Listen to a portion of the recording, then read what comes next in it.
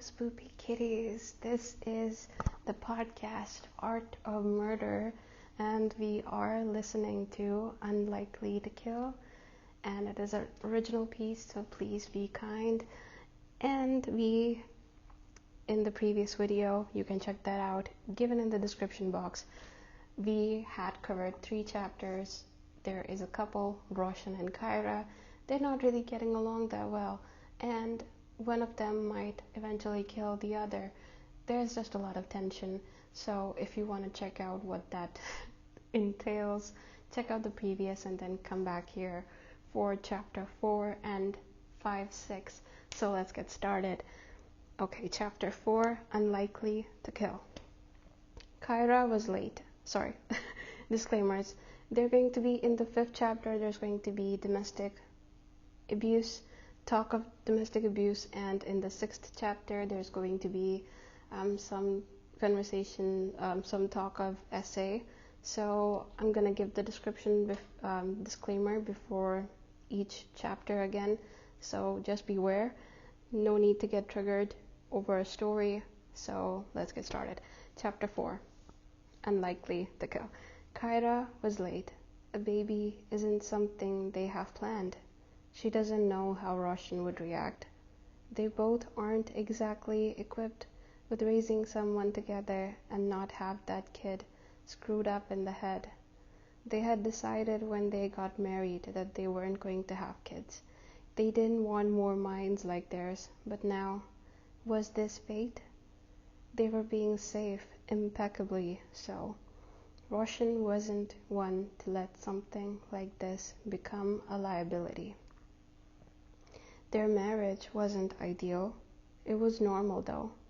Roshan being a control freak, he had meticulously scheduled their lovemaking. It was repulsive. Not the act, but their relationship was.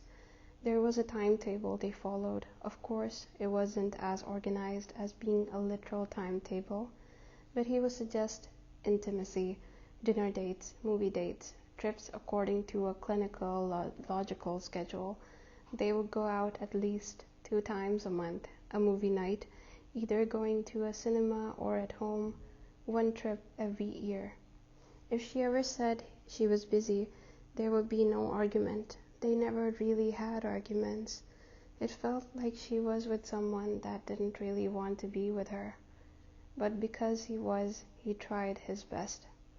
When should she tell it to him? Knowing him, if she said she wanted to have the baby, he would agree to it. Would she have a son? Don't get ahead of yourself. A son that looks like Roshan. Kyra is standing in a bathroom stall. She has 3 pregnancy tests in her hand, all positive. She has to go back to her desk and go through a lot of files, so she texts Roshan that they should eat dinner together. Kyra has told Roshan about the big news, and she is waiting for his reaction. Roshan's eyes soften. He breaks into a smile, then gets off of his sofa chair and sits down on the carpet, kneeling next to her feet.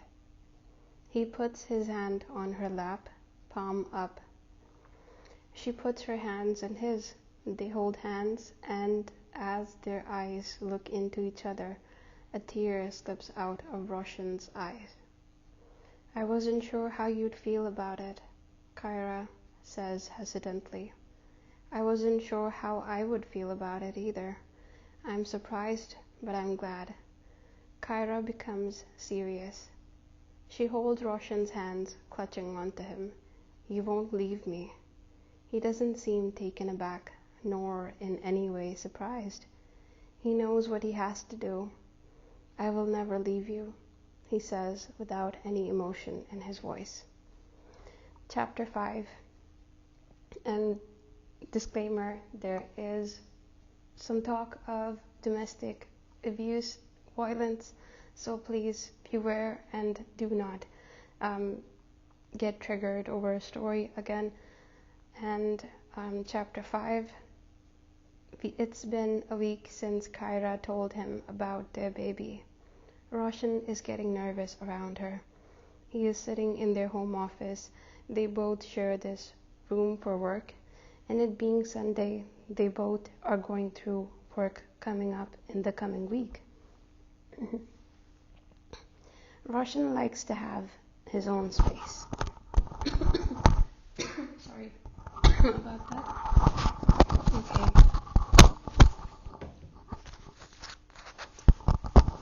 Alright, chapter 5. It's been a week since Kyra told him about their baby. Roshan is getting nervous around her. He is sitting in their home office. They both share this room for work, and it being Sunday, they both are going through work coming up in the coming week.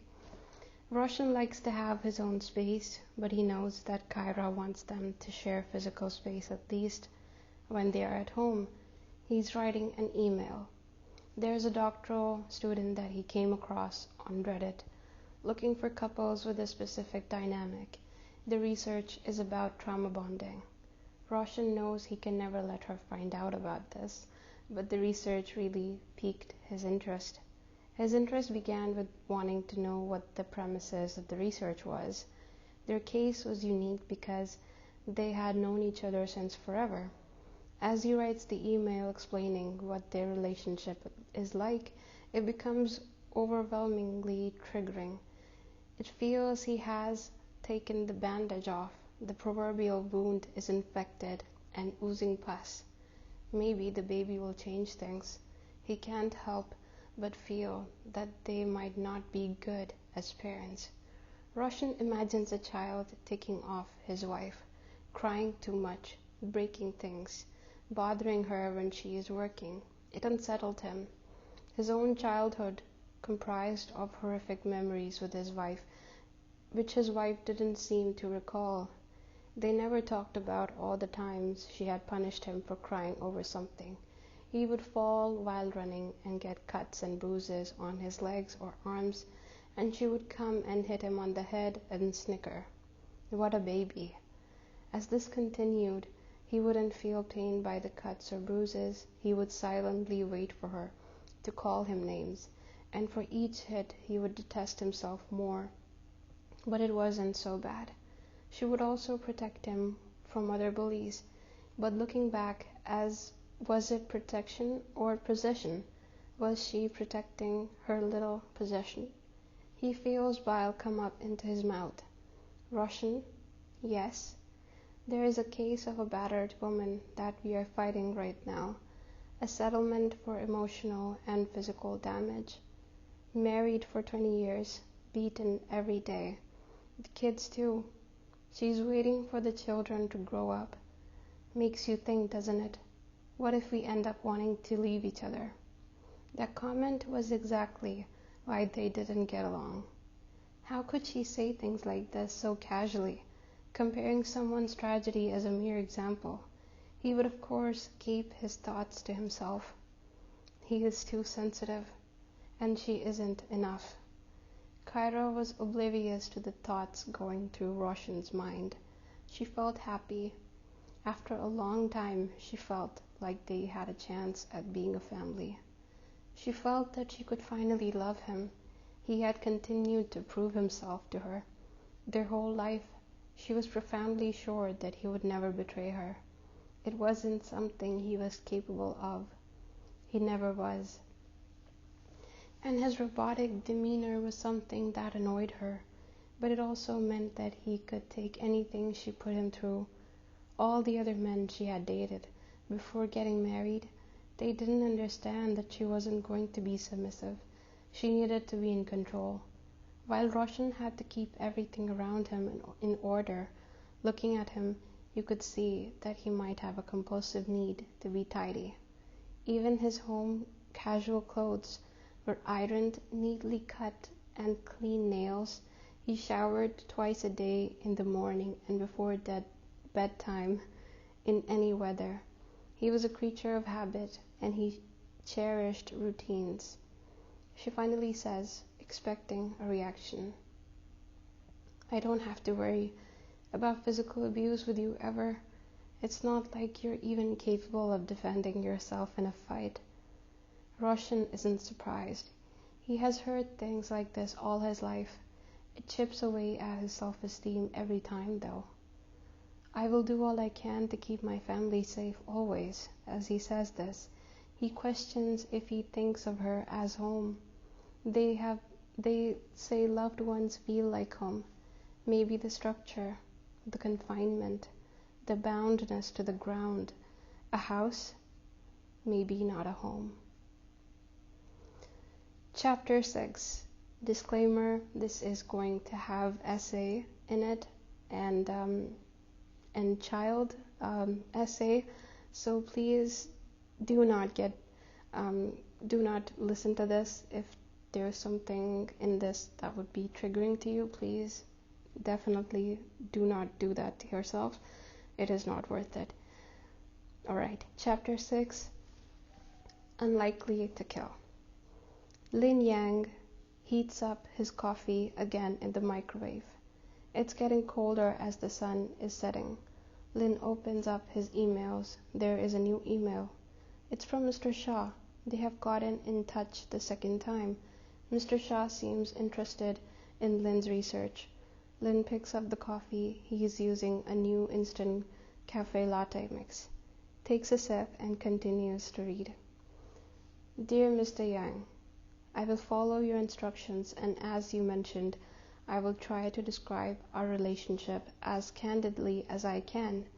Writing about traumatic experiences would not be easy, and I understand that you have not asked me to divulge personal information that I would not be comfortable sharing. I consent to this research. Feel free to ask whatever is pertinent to your research. Mr. Yang, my relationship with my wife feels like a trauma bond as per your given definition. We are a cisgender man and a cisgender woman, South Asian. Our relationship began as kids. We would play together often because our mothers were meeting each other every other day.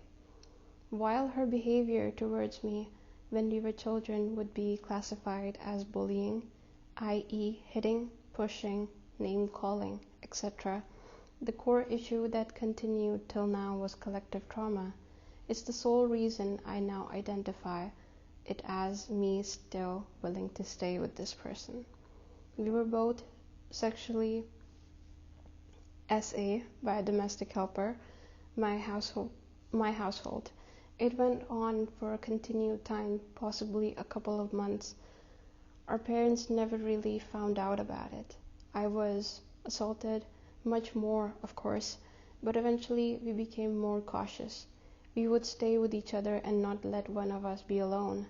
The essay initially took place inside the storage room where we would hide while playing. We started avoiding going there, but then it would be inappropriate touches here and there around the house. I remember the last time he ever touched me, we were running around the house chasing each other, when he grabbed me by my forearms and told me to be quiet, then proceeded on to touch my genital area over my pants. Kyra saved me then.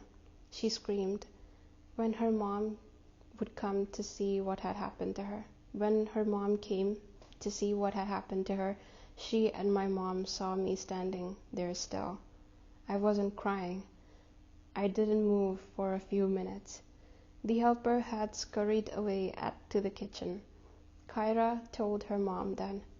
Kareem bhai, cries, sobs, chot, which translates to Kareem bhai means brother. He used to give respect to older men. The word bhai. Kareem bhai hurts. We have been married for 4 years, and as time passes, I become more and more convinced that if I don't leave my wife, I would never get a chance to get peace back into my life.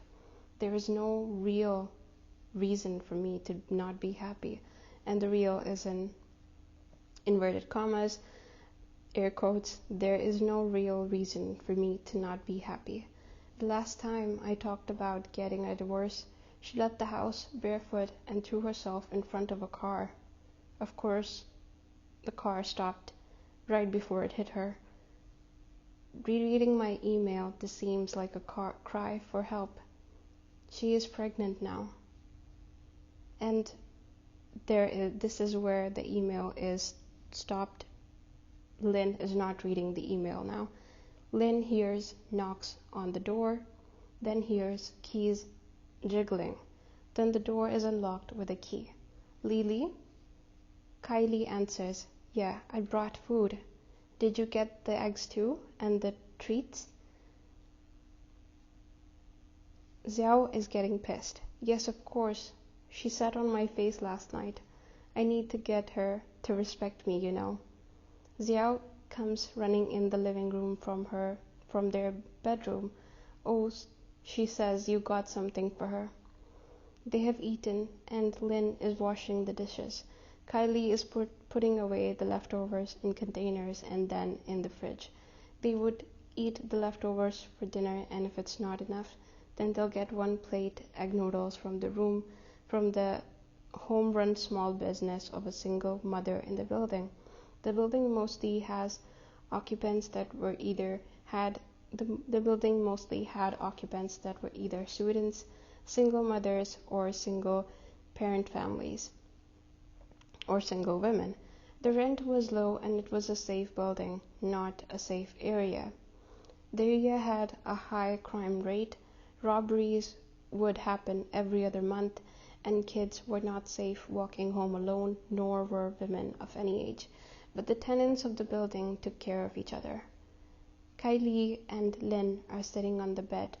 Lin is again going through emails. He sees Mr. Shah's email again. Gasp.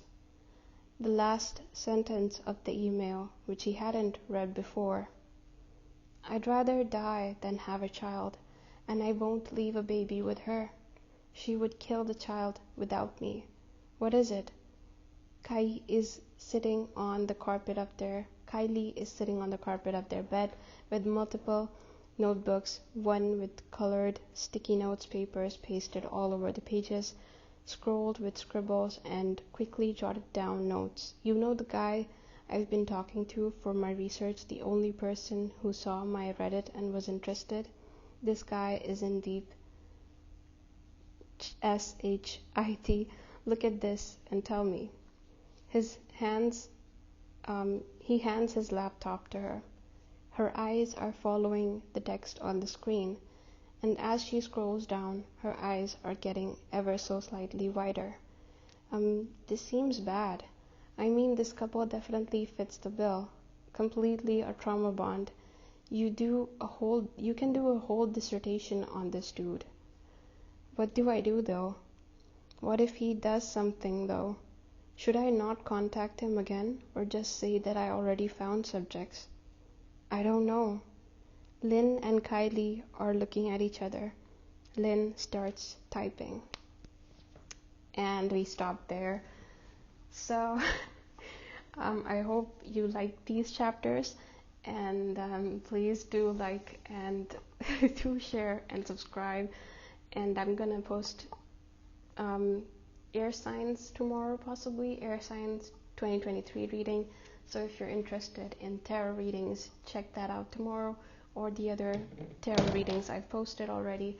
Thank you for watching. Take care.